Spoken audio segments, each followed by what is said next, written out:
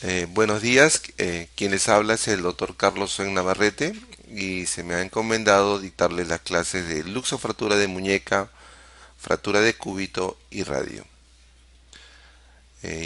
Soy médico del Hospital 2 de Mayo del Servicio de Ortopedia y de Traumatología.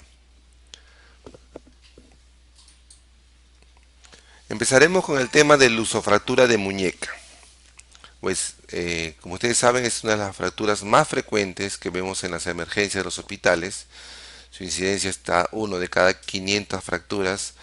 Tiene una distribución bimodal, ¿no? En adolescentes por temas traumáticos con energía moderada y en el caso de las personas mayores, ¿no?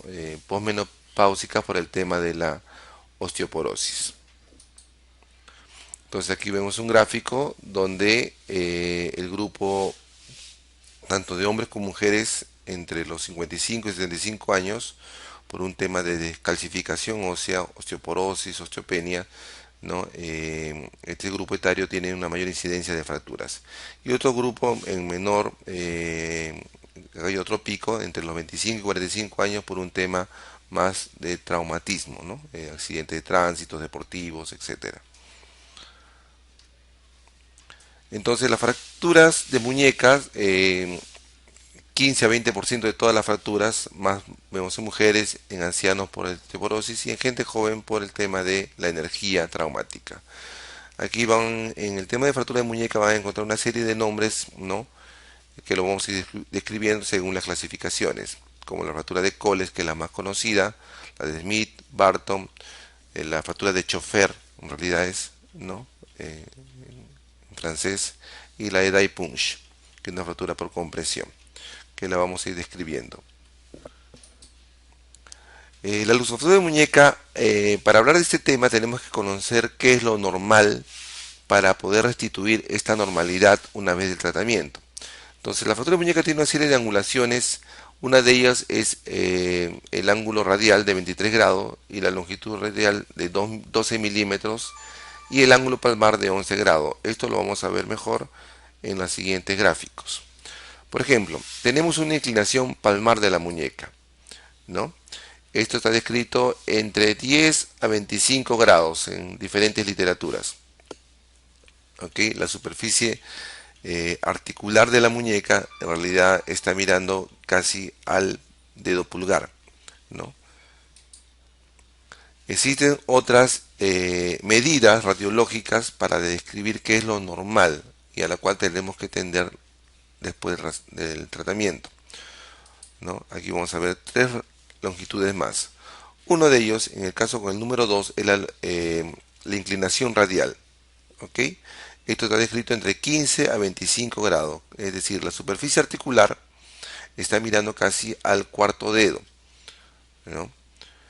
Y la otra es la longitud radial, es decir, desde la superficie eh, articular del cúbito respecto a la estiloide radial, ¿no?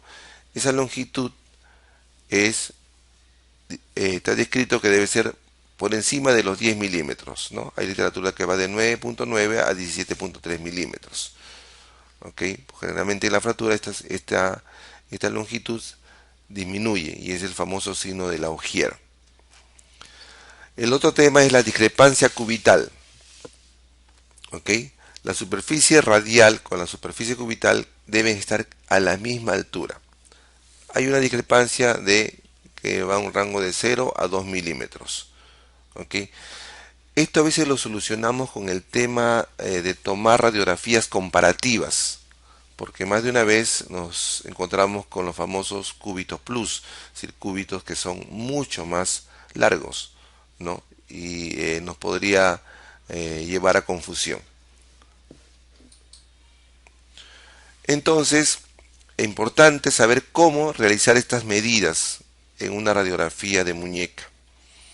La inclinación palmar, simplemente trazamos una línea por la mitad de la diáfisis del radio, otra línea que pase por la superficie articular del radio y una línea perpendicular de la estiloides radial hacia la línea que va por el medio del radio.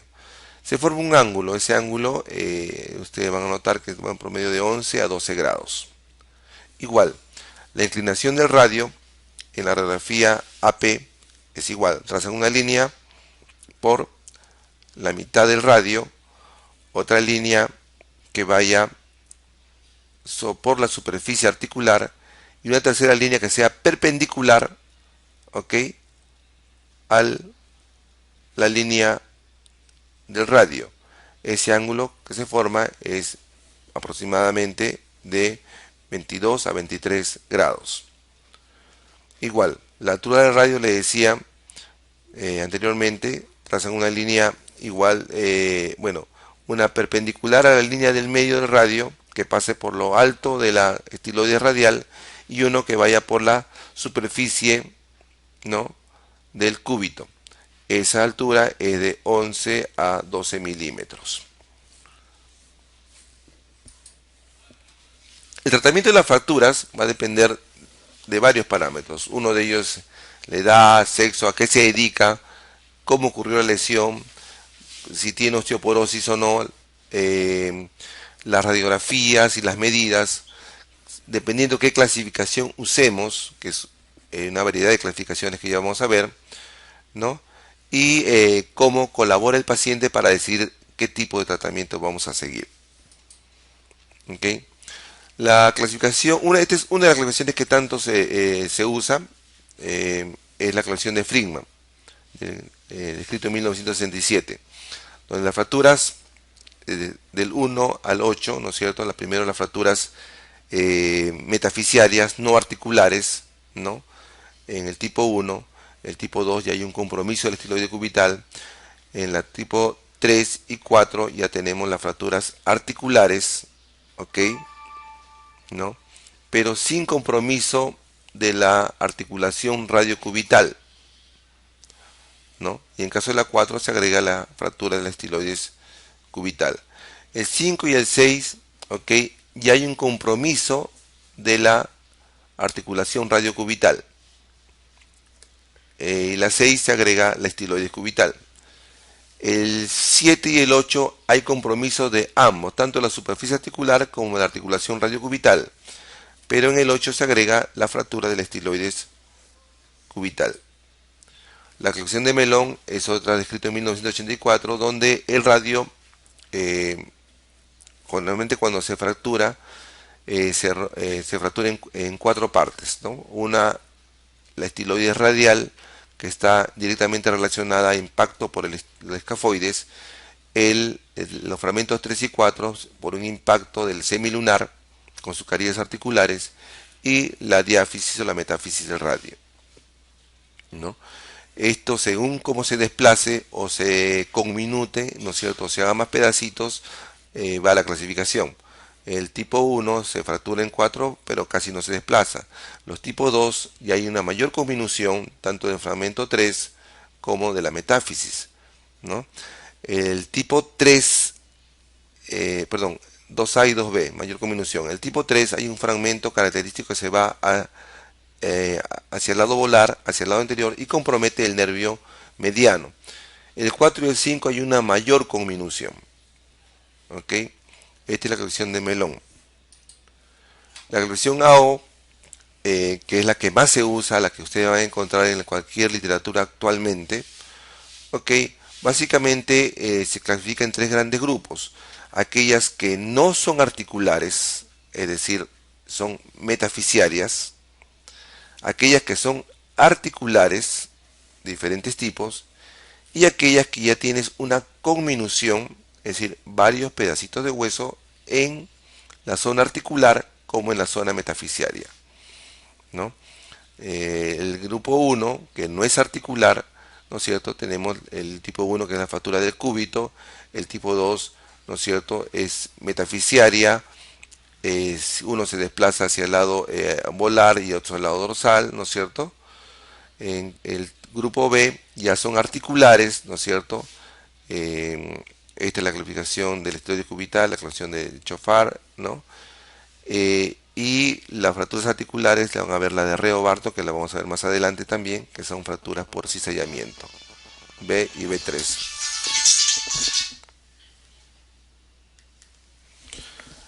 El tipo C, ¿no? Y es una fractura con mayor conminución, ¿no es cierto? C1, una conminución en trazo articular simple.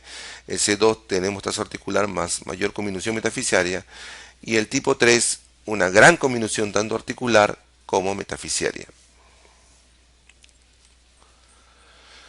Esta es una canción muy práctica, la canción de Fernández, ¿no?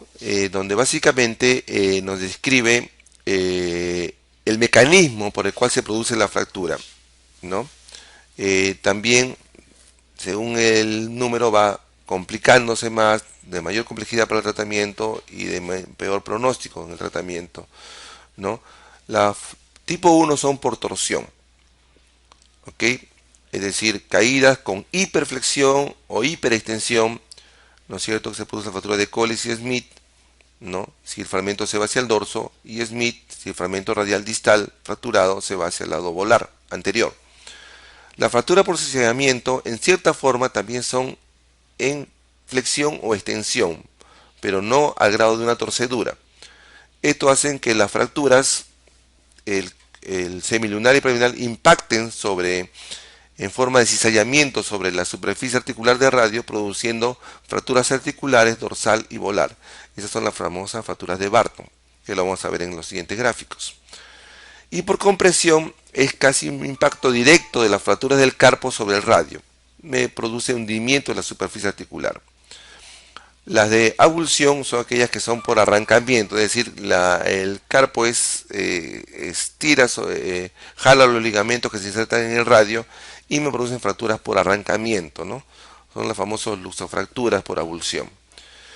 Ahora, si uno combina los tipos anteriores, ¿no? En un accidente de tránsito donde puede haber varios de estos mecanismos, aparecen las fracturas de alta velocidad o de alta energía, donde vamos a encontrar fracturas con mayor conminución, tanto metafisiaria como articular.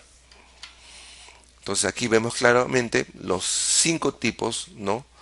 Por torsión, ¿no es cierto? Acá tenemos la famosa fractura de Colles. Si es invertido, se llama fractura de Smith. La fractura por cizallamiento, que también supone extensión o flexión, pero no por hiperflexión o hiperextensión, como es el caso de los tipo 1. Entonces impactan los huesos del carpo sobre el radio y me hacen fracturas articulares. Si es volar, decimos rea Barton volar. Si es dorsal, rea Barton dorsal.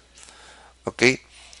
Y estas son las fracturas por compresión, es decir, un impacto directo del carpo sobre el radio y me fractura, ¿no es cierto? Dos fragmentos, generalmente del semilunar que impacta sobre el radio y del escafoide que me impacta sobre el radio. ¿Ok? Por compresión. Estas son las famosas fracturas de Die-Punch. Las tipo 4 ya estamos hablando de abulsiones, lusofracturas por arrancamiento, ¿no? Estiran, jalan y se fracturan, se luxan la muñeca, por lo tanto arrancan fragmentos de la superficie articular. Y la tipo 5 es una combinación ya llamada de alta energía, donde hay gran conminución, tanto metafisiaria como articular. Entonces tenemos la famosa fractura de Colles, que es la que le vamos a dar mayor énfasis, porque es lo que nos vamos a encontrar en cada momento en las emergencias o donde laboremos. La fractura de Colles es la fractura a 2.5 centímetros de la superficie articular, ¿okay? Donde el fragmento se desvía generalmente hacia el dorso y a veces hacia el lado radial. ¿Okay? Vemos el famoso signo del dorso de tenedor si la vemos lateralmente, y si lo vemos desde el lado desde arriba vamos a ver el signo de la bayoneta. La fractura de Smith es por una caída en hiperflexión, como decía, y el fragmento, en lugar de irse hacia el dorso, se va hacia el lado volar. ¿Okay?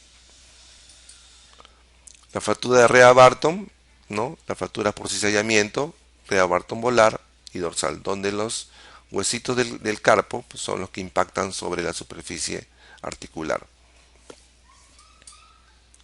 La fractura de Hutchinson, o la fractura del chofer, porque está descrito por la mano del chofer ¿no es cierto? En el timón, en la palanca de cambio, en el timón ¿no?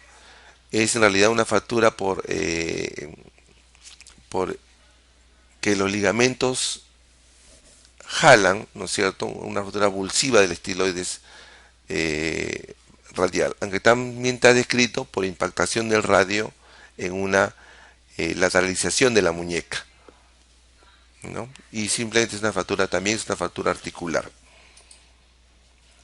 La fractura de die punch por compresión directa, ¿no es cierto?, produce hundimiento de los fragmentos. ¿Ok? Esta es otra clasificación universal, también usada en unos lugares, más sencilla diría yo, ¿no? Donde básicamente describen las fracturas articular y no articular y desplazada o no desplazada. Tenemos la fractura no articular, no desplazada, ¿no? Las fracturas no articulares, es decir, metafisiarias, desplazada, la tipo 3, ya tenemos una fractura no desplazada, pero ya es articular, la tipo 4 ya la divide en tres tipos, ¿no es cierto? Una de ellas es la fractura articular, de todas son desplazadas, ¿no es cierto? Pero dices la puedo reducir, la puedo dejar estable, ¿ok?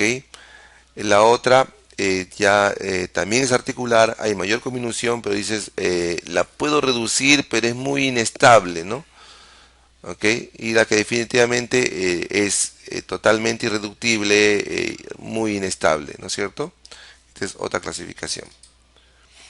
El objetivo de todas las clasificaciones es para más o menos decidir qué hacer y buscar objetivos. Lo que nosotros tenemos que buscar como objetivo es hacer una buena reducción e inmovilización de las fracturas no articulares, ¿ok? E intentar una reducción al 100% de las fracturas articulares y una muy buena inmovilización. Porque si no la reducimos al 100%, vamos a tener problemas de artrosis en la muñeca. En caso que ya sean fracturas que no sean reductibles, sean fracturas con gran conminución articular, metafisiarias, en esos casos solamente no nos queda otra cosa que hacer una reducción tipo alineamiento.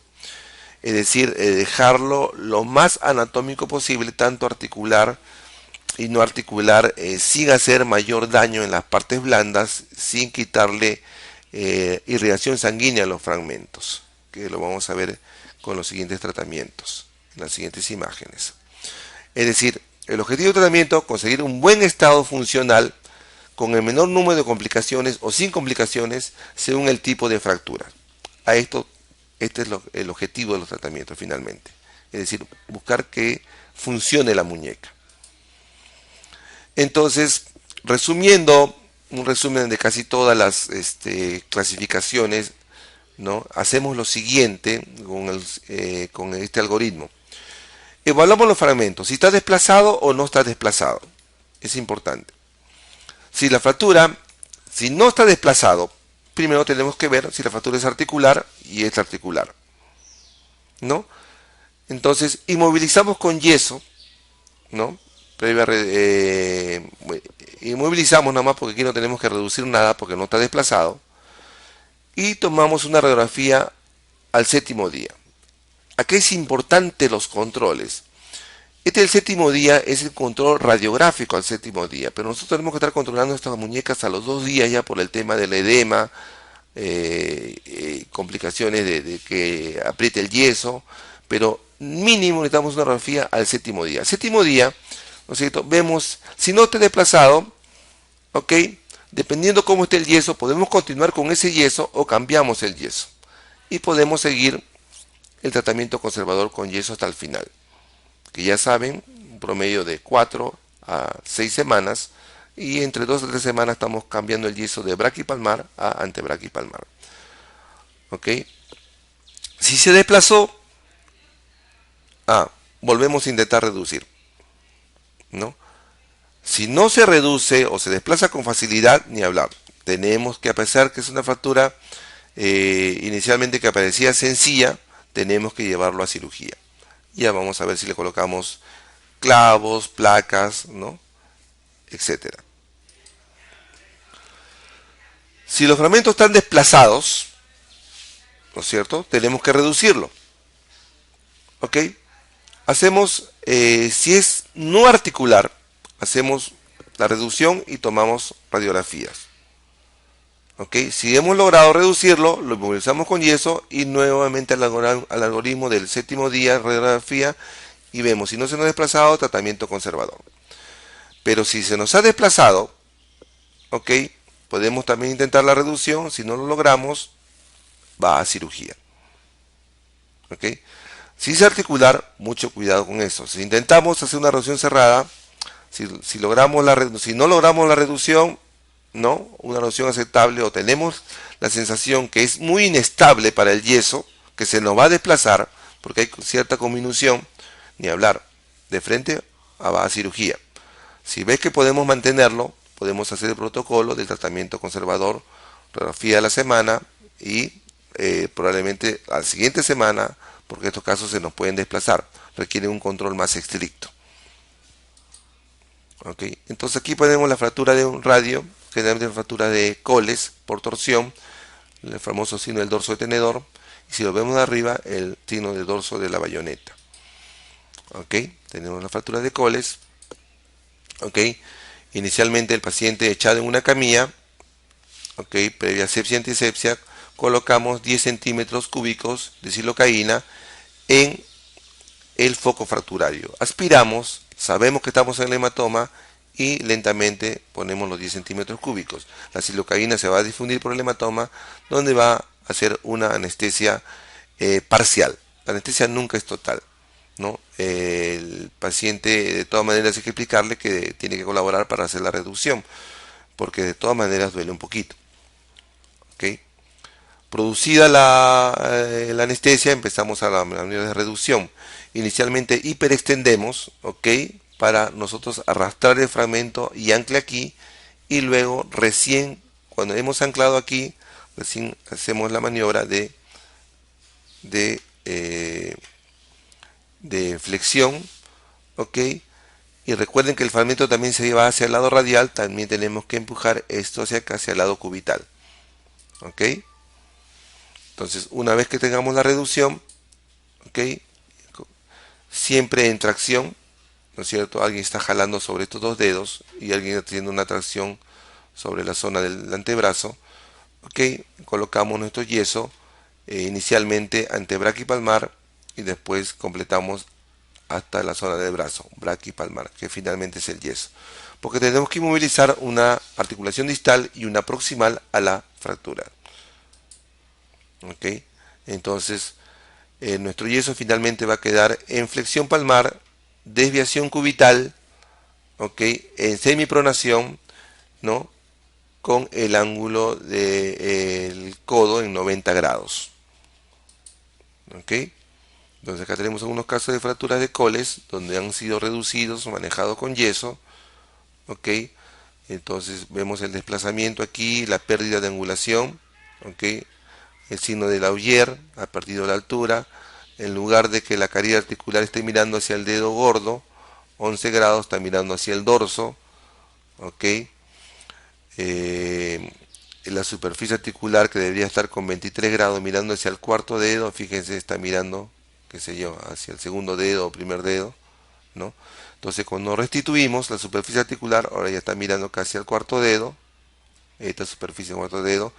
En la perfil aquí no hemos logrado una reducción totalmente anatómica que debería mirar hacia el dedo gordo 11 grados, aquí está mirando casi de frente, que casi 0 grados, pero fíjense cómo hemos restituido la altura, el estiloide radial con el estiloide cubital, casi 10 milímetros, 11 milímetros, que es lo normal.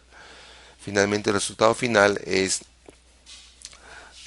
4 a 6 semanas después que estamos retirando el yeso, ¿no es cierto? Y posterior rehabilitación, una reducción bastante anatómica y buena función.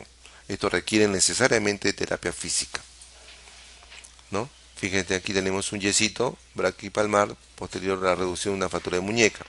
Y esta es la maniobra de reducción. ¿Ok? Dos personas, para que resulte bien esto, dos personas jalan sobre del brazo en 90 grados. La persona que va a reducir generalmente está jalando inicialmente el dedo gordo, el pulgar y los siguientes dos dedos, ¿no? Y empieza a hacer, conforme va jalando, va haciendo la reducción actúa sobre la muñeca haciendo la reducción, se queda jalando y una tercera persona en lo posible coloca el yeso, ¿no? Para no perder la reducción. ¿Okay? Aquí tenemos casos de fractura de muñecas bien reducidas. ¿Okay?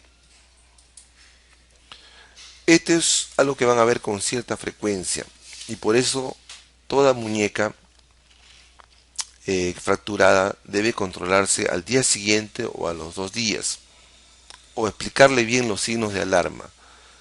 Recuerden que una fractura sangra y por lo tanto va a seguir sangrando y va a buscar los espacios donde ir la sangre. Para eso generalmente va hacia la mano, ¿okay? Por un tema de gravedad, ¿no? Y se va hinchando la mano. Ahora, en la historia clínica preguntar siempre cómo ocurrió el accidente. No es lo mismo una persona que se cayó simplemente caminando que una persona que vino corriendo, o que se cayó de la silla por estar tendiendo su ropa, o que se cayó de una escalera, o que se cayó de un segundo piso.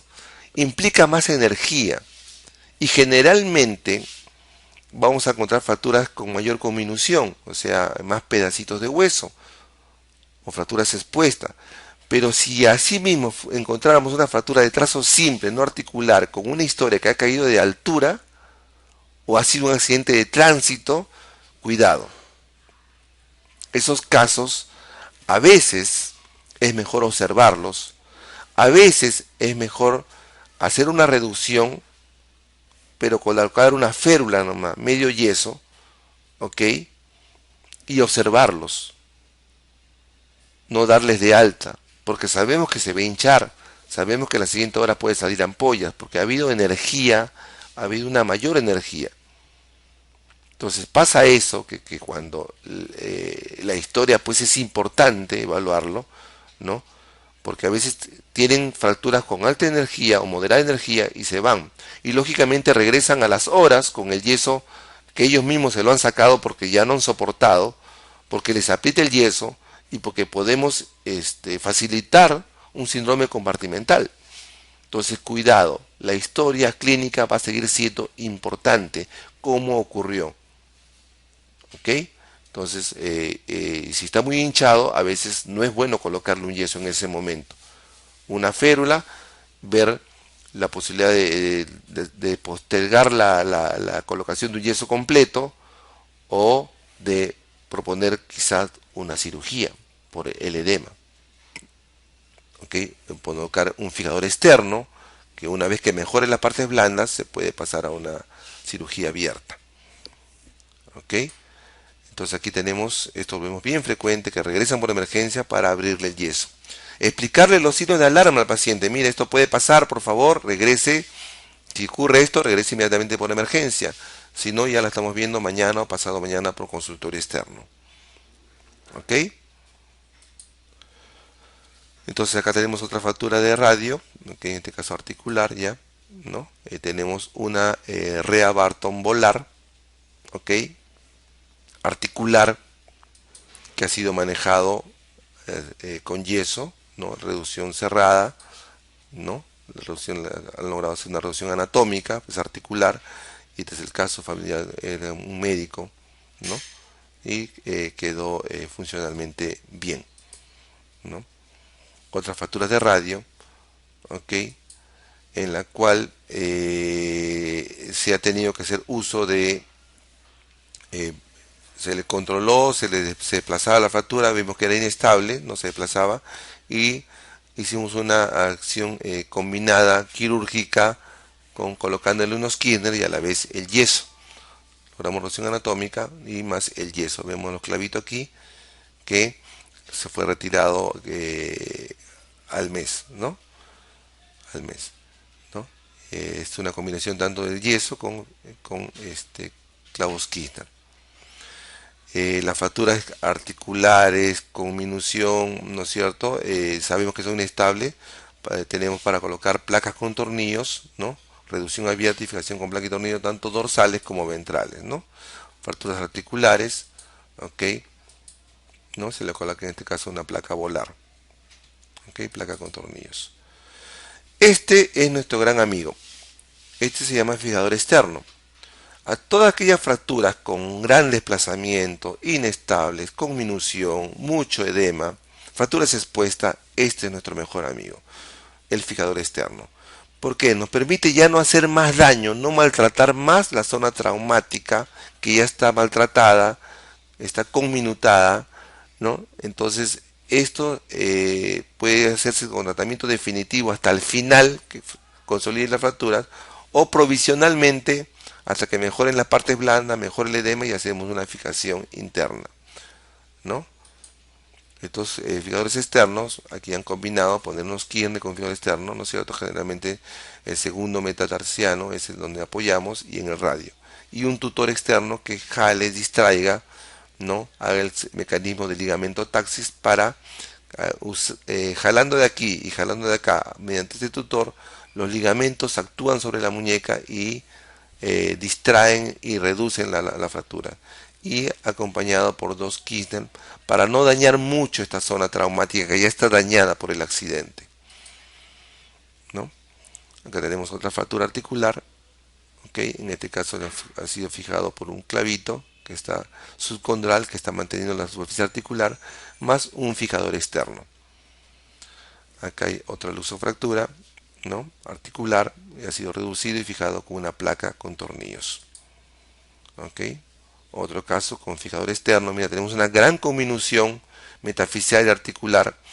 Ya no dañamos más, no ingresamos más, porque aquí hay mucho daño. Simplemente clavitos en el segundo metatarsianos, en el radio.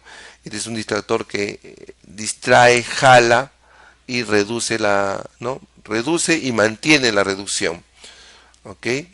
Y nos ayuda para el tratamiento hasta de repente definitivo.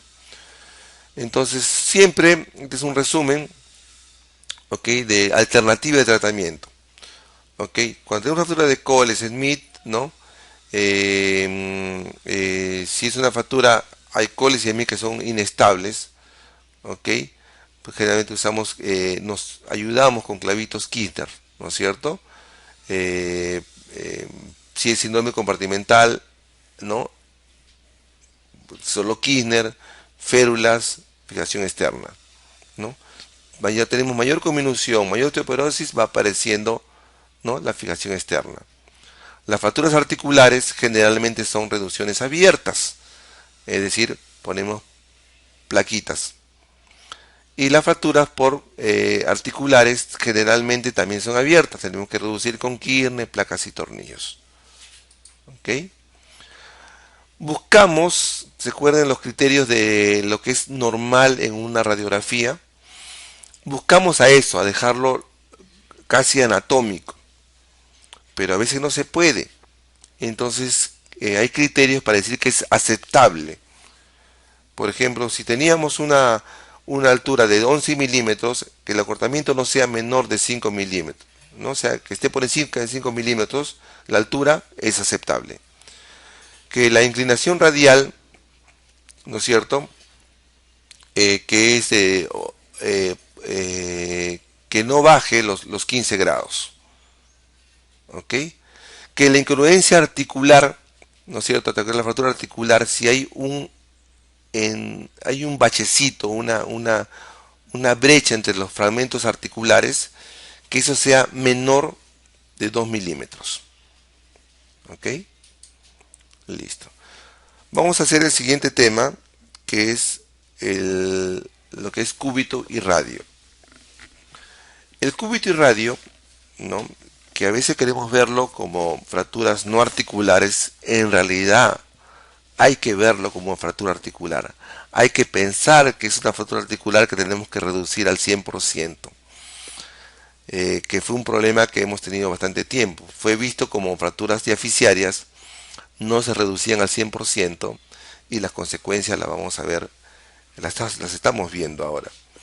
Entonces, ahora cúbito y radio, que son aparentemente fracturas diaficiarias, no.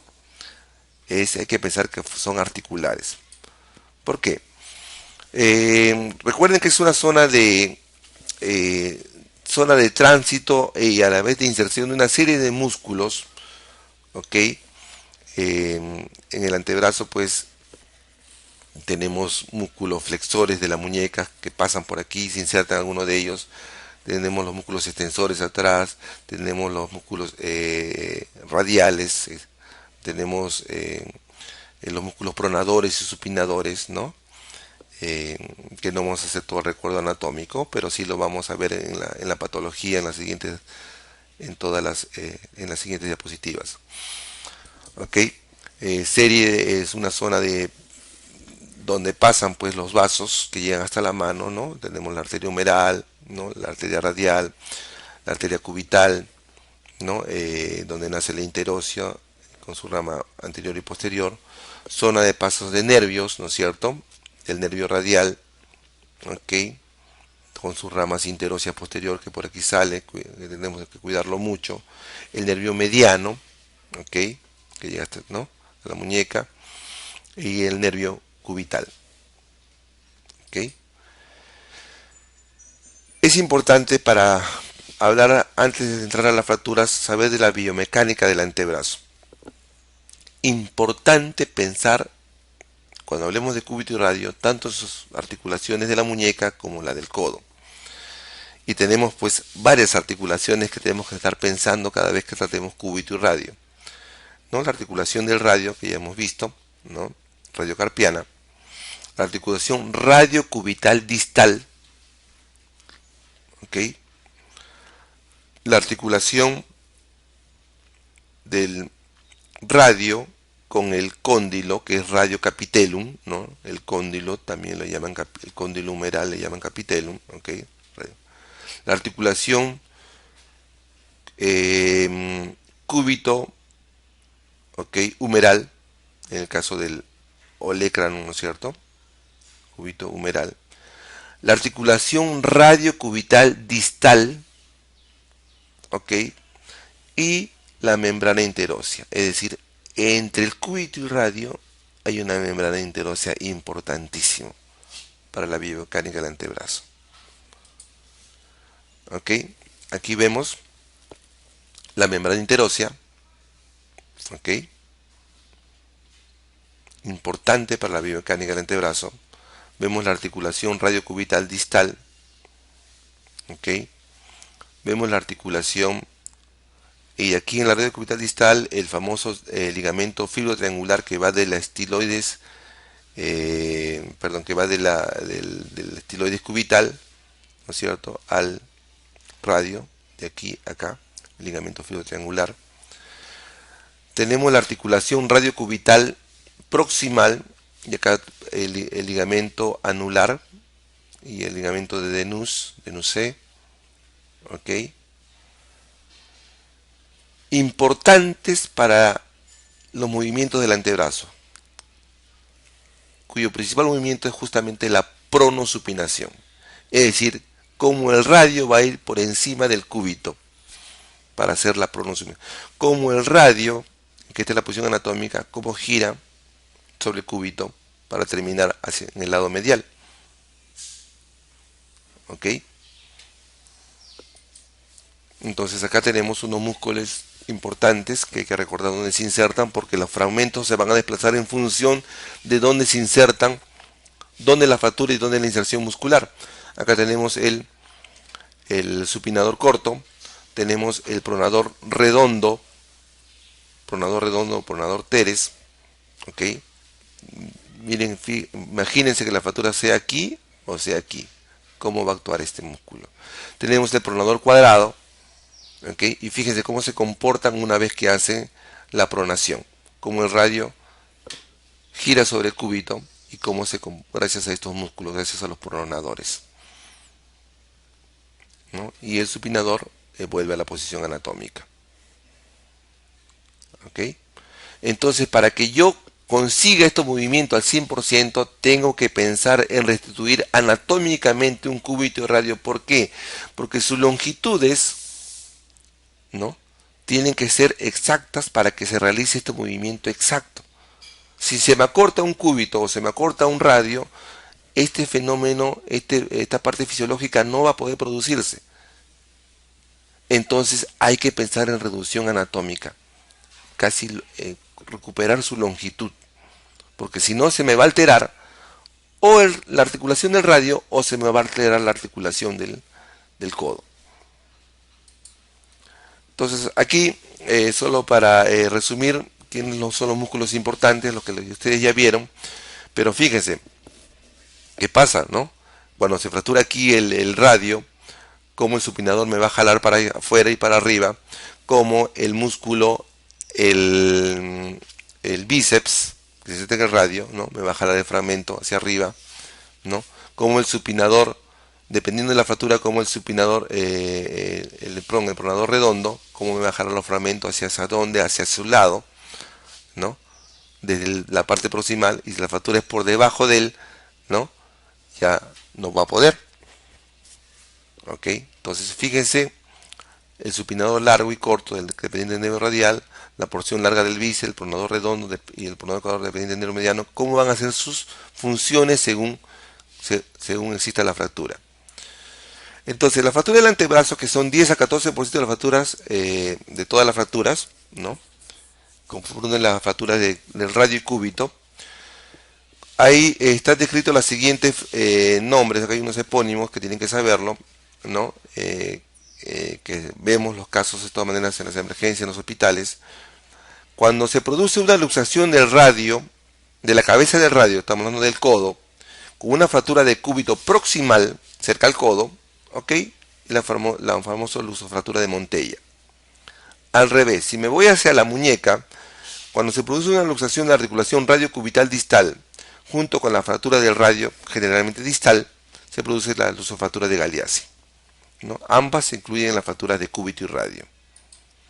¿Ok? Entonces, la fractura de cúbito y radio está descrito un 60-65% de todas las fracturas de la extremidad superior. ¿Ok? El 75% ocurre en el tercio distal, el 20% en el tercio medio y solo 5% en el tercio proximal.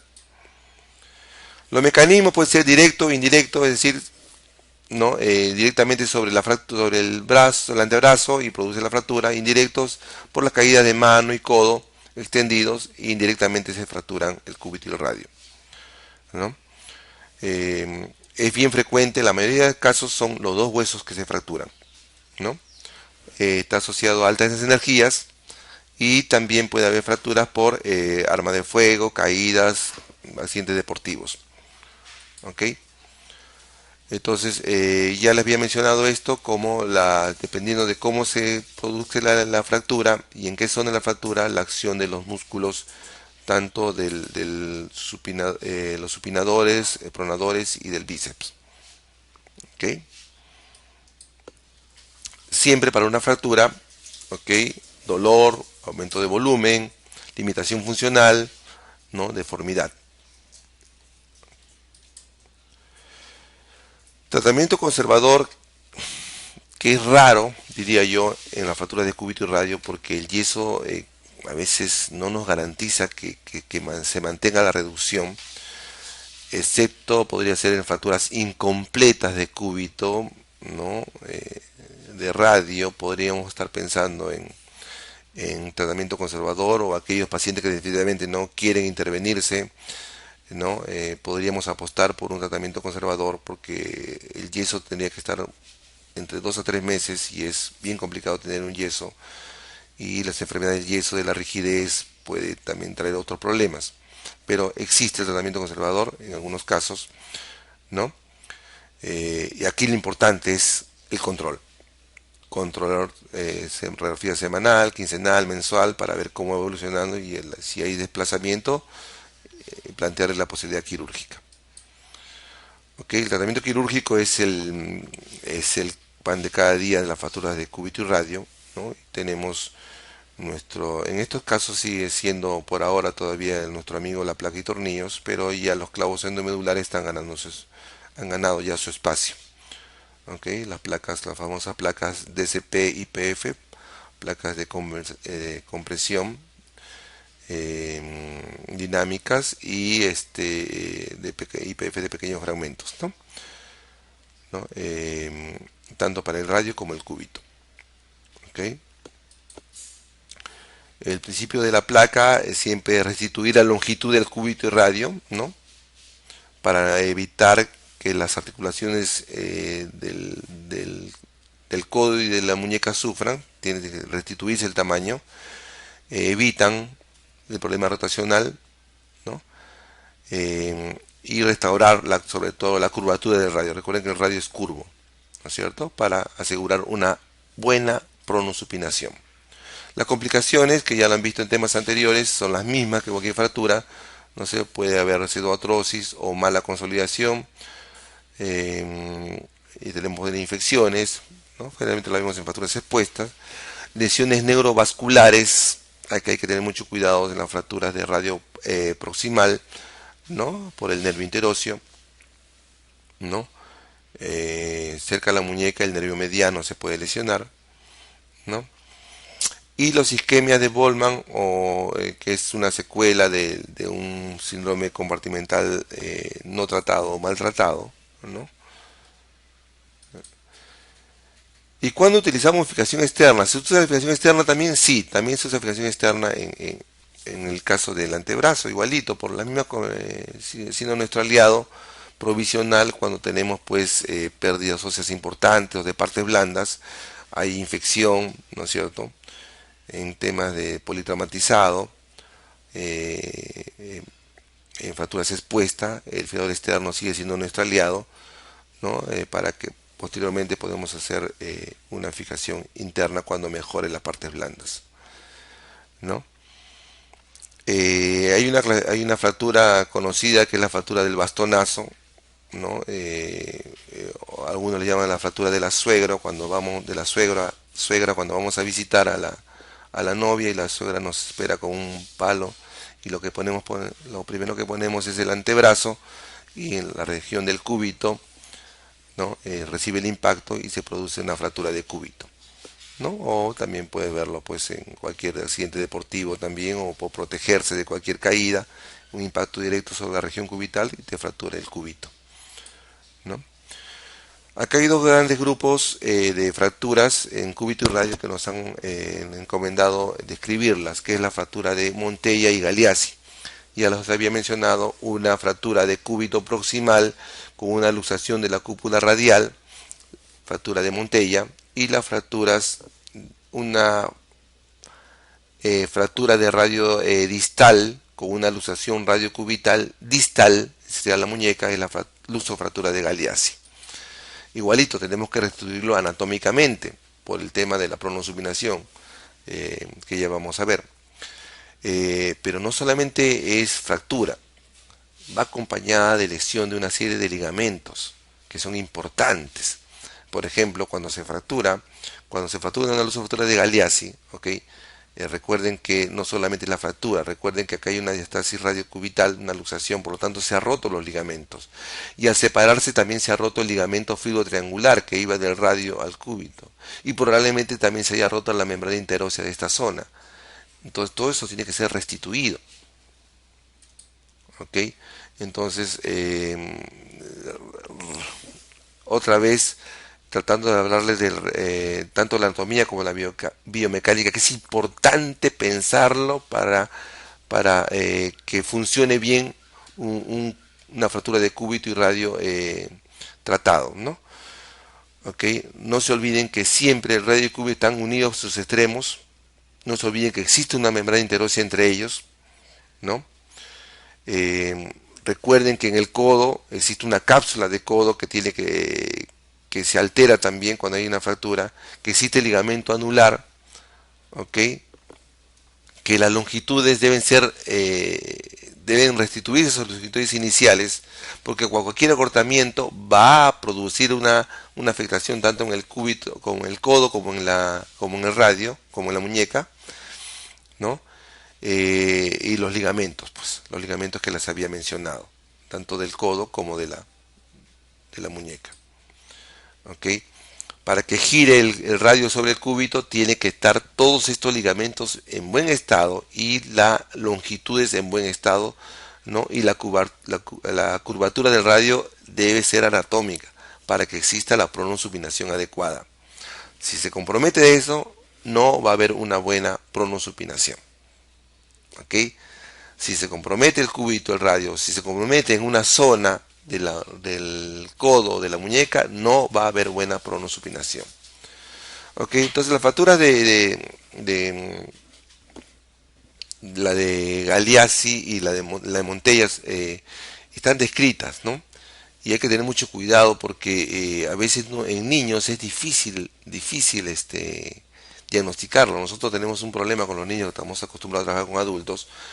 ¿Cuántas fracturas se nos pueden estar pasando? Por eso nosotros los pasamos, tomamos radiografías en los niños donde hay puro cartílago y no vemos la fractura y podría estar ahí la lesión o la luxación. Entonces trabajamos con los ortopedistas pediátricos para que evalúen esos casos, ¿no? Pero respecto a otras fracturas está descrito que es poco frecuente, ¿no? Ok. En los niños también existe, ¿no? De los 4 y 10 años, ¿no?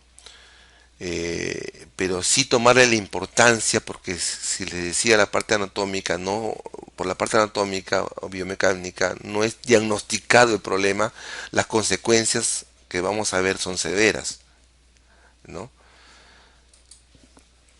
Los factores de riesgo siempre está asociado como cualquier fractura a la edad, a la calidad ósea, a pacientes malnutridos, alteraciones congénitas, pérdida de masa muscular, deporte de contacto, ¿no?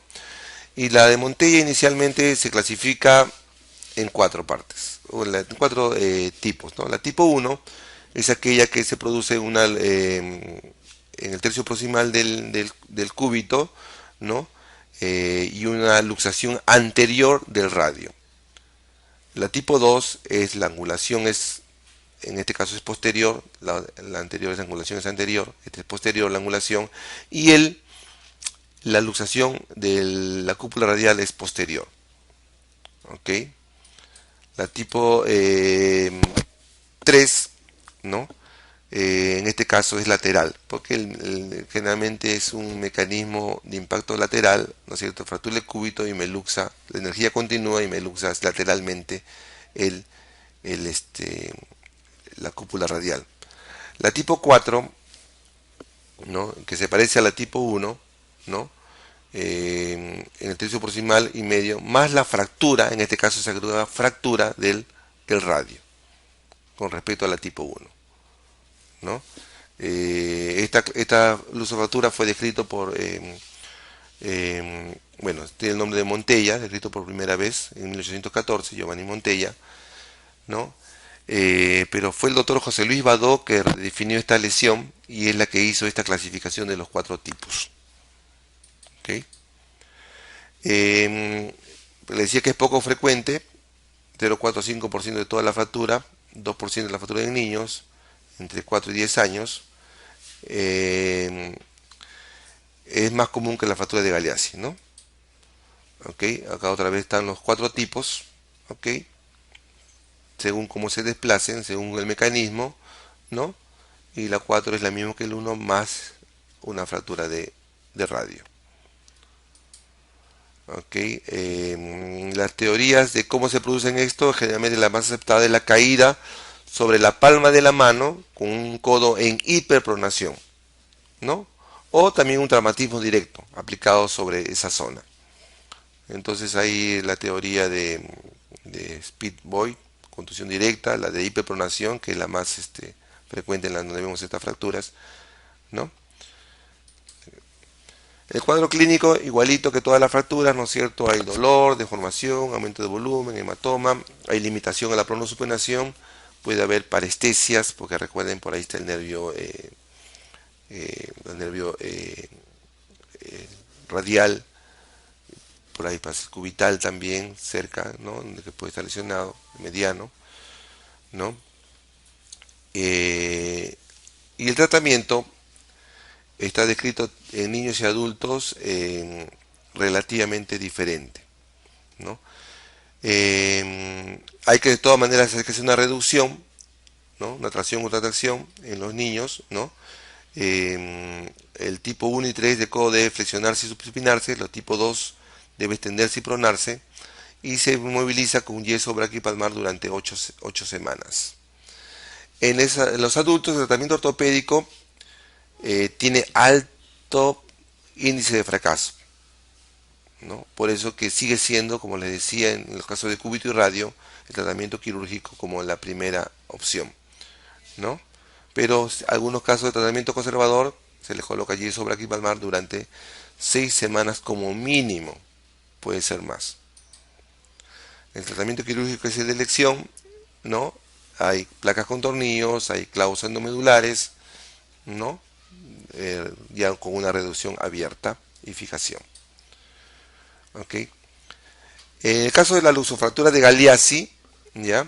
Que es inversa a la fractura de Montella, ¿no? Fue descrito por primera vez por Ashley Cooper en 1922, ¿no? También Judet y Sneck lo describieron en 1929, ¿no? Pero fue Ricardo Galeazzi en el 1934 que describiera su experiencia en la sociedad y quedó con su nombre. Eh, Existe poca publicación en niños, ¿no? Recuerden, una fractura de radio distal con una luxación radiocubital distal. El mecanismo de lesión puede ser directo o indirecto, ¿no? Por traumas directos o indirecto, y esto ocurre por una lesión al caer, cuando la persona intenta detenerse usando las manos y los brazos, ¿ok? Sobre la mano con el codo en valgo y el antebrazo en ligera pronación, ¿ok? Ahí se produce esta fractura. ¿Ok? Hay el tipo 1 y el tipo 2 si el desplazamiento es dorsal, y tipo 2 si el desplazamiento es volar. ¿Ok? El tratamiento sigue siendo médico y quirúrgico. Recuerde que es una luxofractura. Colocamos placas reducción abierta y fijación con placa y tornillos en la fractura del radio. Y generalmente le ponemos unos Kirchner que vayan al radio cubital. Recuerden que eso está luxado provisionalmente, ¿no? Hasta que nuevamente cicatrice la radio cubital. Hay una lesión que es también de cúbito y radio, es más rara, ¿no? Pero también está descrita, que es la lesión de Exelopestri. Es una lesión descrita en 1951 por Peter Exelopestri, ¿no? Que muchas veces pasa inadvertida, porque radiográficamente muchas veces no vamos a encontrar nada, porque básicamente es la ruptura de la membrana interósea a lo largo de todo el antebrazo, que crea una inestabilidad, ¿no es cierto? Y la vamos a ver o se nos puede escapar si no tenemos mucho cuidado, porque a veces se asocia a una fractura o una luxación de la cabeza del radio, ¿no? Es decir, finalmente una lesión radiocubital distal, ¿no? Perdón, en la muñeca me refiero, ¿no? Puede ser en la cabeza del radio, es decir, en el codo, o una luxación radiocubital distal. Pero a veces se nos puede escapar y hay que tener cuidado, ¿no? Entonces toda la membrana interósea se rompe, ¿ok? La lesión también se produce por un mecanismo de caída con pronación completa y extensión del antebrazo y codo, ¿no? En esta posición hay un contacto íntimo entre la cabeza del radio y el capitelum y el cóndilo femoral, ¿no? Y entonces fractura, ¿no? Impacto directo y fractura, ¿no? La consecuencia clínica, ¿no? Vamos a encontrar dolor, ¿no es cierto?, tanto en el codo, ¿no es cierto?, como a lo largo de todo el antebrazo, ¿ok? Recuerden que la membrana interósea, ¿no? Recuerden que la membrana interósea estabiliza todo el cúbito y radio, ¿no? El movimiento, pero recuerden que la cabeza del radio es el principal estabilizador del antebrazo, la membrana del fitocartílago triangular, ¿no? En la muñeca. Entonces hay que tener cuidado con estas lesiones, porque va a haber migración de un hueso. Si se lesiona acá, va a migrar el radio hacia arriba y va a lesionar acá.